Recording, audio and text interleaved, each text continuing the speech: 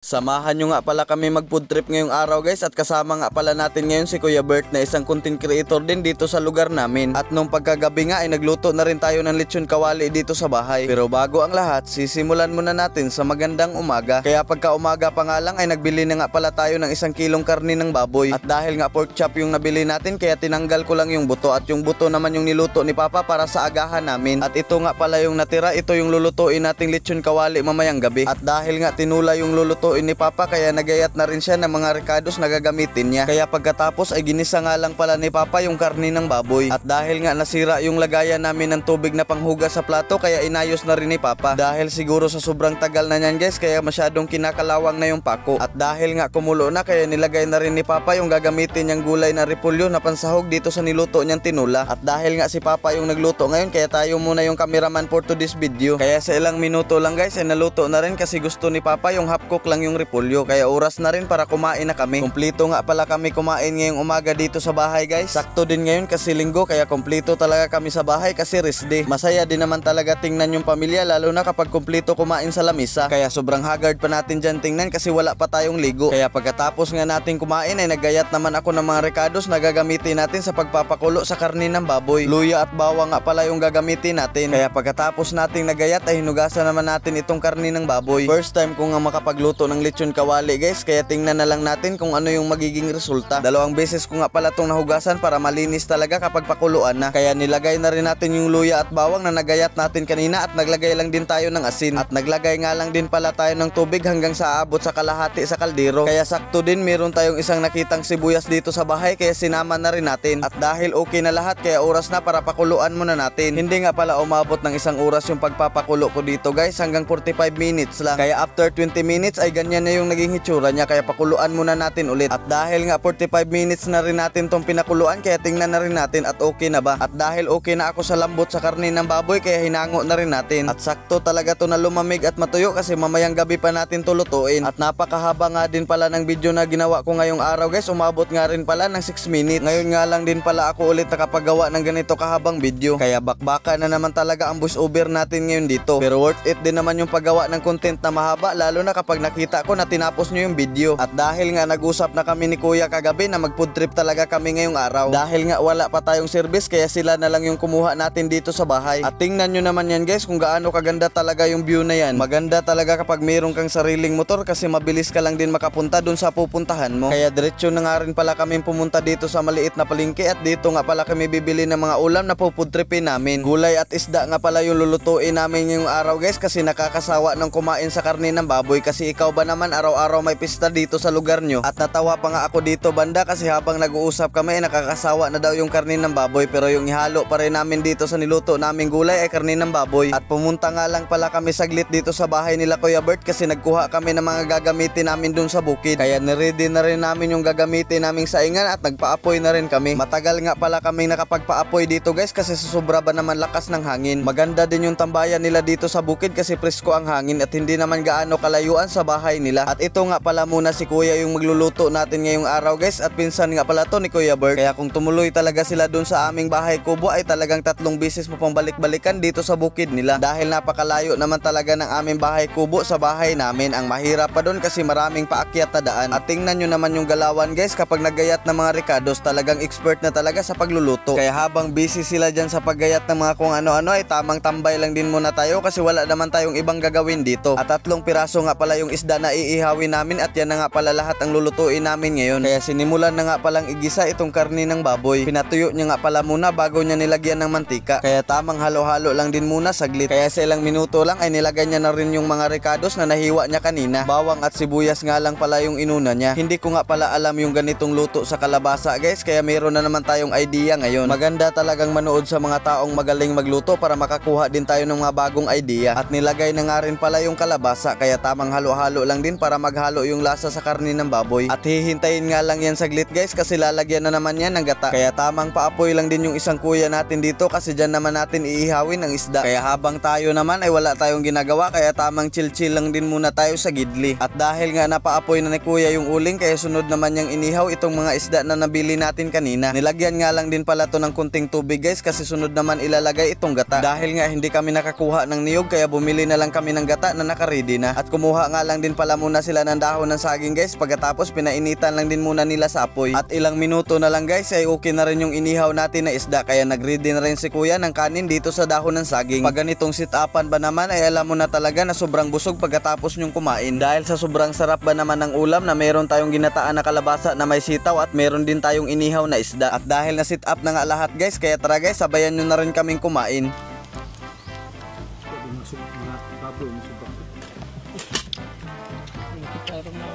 Pinunta niya, di ba lang mo i-take ko sa mua. Okay, pre.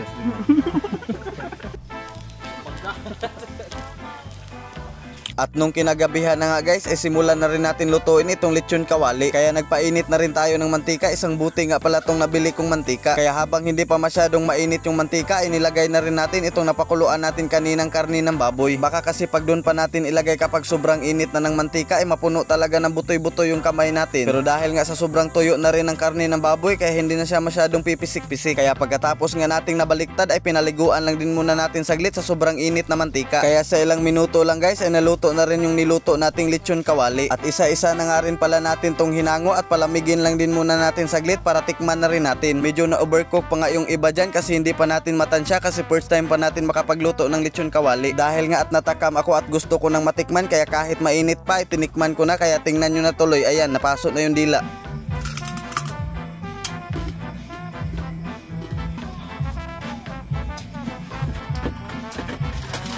Kaya kung nakaabot kayo sa video na to guys, maraming salamat palagi sa panonood nyo, at huwag nyo naman kalimutan i-share ang video natin ngayon. Maraming salamat po, I love you.